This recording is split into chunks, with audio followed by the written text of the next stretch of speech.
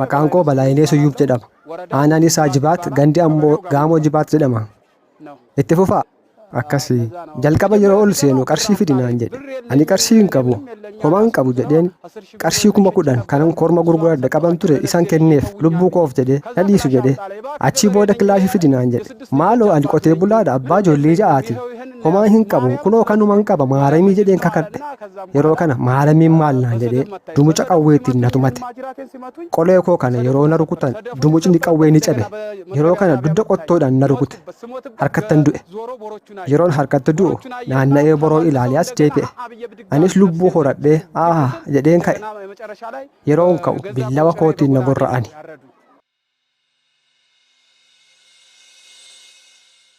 Akkasii. Dhumarratti waan ati duute se'anii si dhiisanii deeman moo harkaa miliqxeree? Lakkii du'een jira. Ilmi koo hangafaas na faana ture.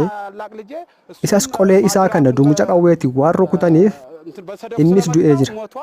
Isa garuu du'eera jedhanii waan qaraan isa hin tuqne dumuca qawwee fi dugda qottoodhaan rukutani.